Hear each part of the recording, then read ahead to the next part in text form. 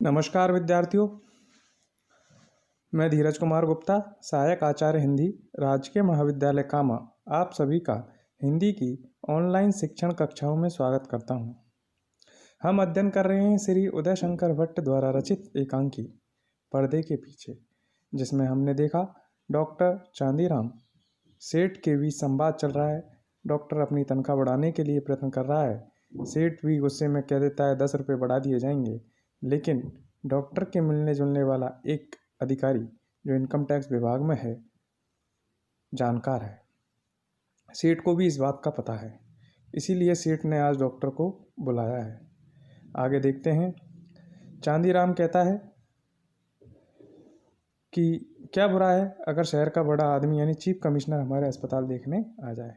बड़ा मुनीम चांदीराम के मुंह पर उनकी बड़ाई करते हुए कहता है कि डॉक्टर साहब, बुरा ना मानो, सेठ जी बड़े दिल वाले हैं, बस लगन से काम करो, कुछ करके दिखाओ। सेठ जी से फिर कहने की ज़रूरत नहीं है, अपने आप ही तनख्वाह बढ़ा दी जाएंगी, और काका जी जैसा दयालु तो होना ही मुश्किल है। सेठ कहता है मैं तो रुपये 500 कर दूँ, कुछ करके तो दिखाओ।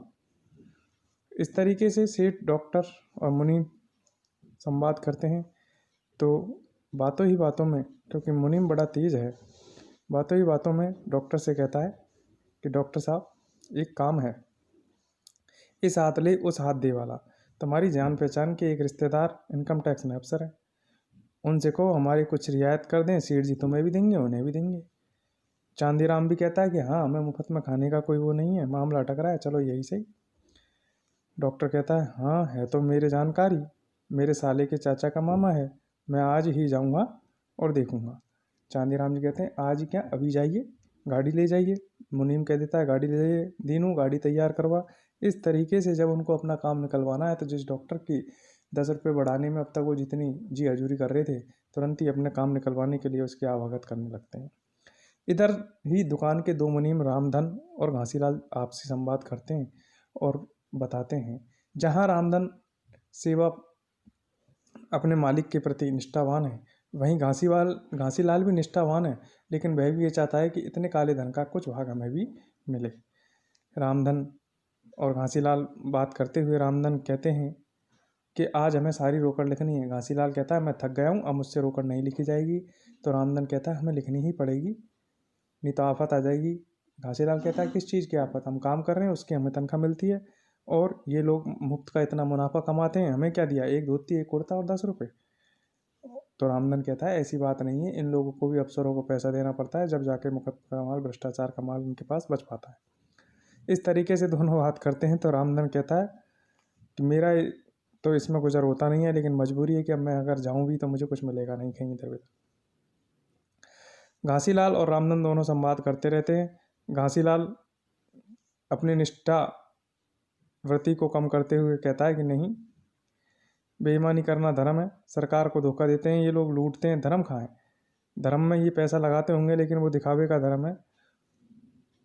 मेरी माँ बीमार है, उसकी दवा दारू को पैसा नहीं है, 4 महीने हो गए, धर्मार्थ वसूले से दवा लाता हूँ। रामधन कहता है तो दूसरी का लेगा क्या। इसी तरह रामधन भी खुद भी कहता है कि मेरी भी बीवी है, बच्चे हैं, 60 रुपये तनख्वाह है, क्या करूँ, लेकिन कहीं दूसरी जगह जा भी तो नहीं सकता।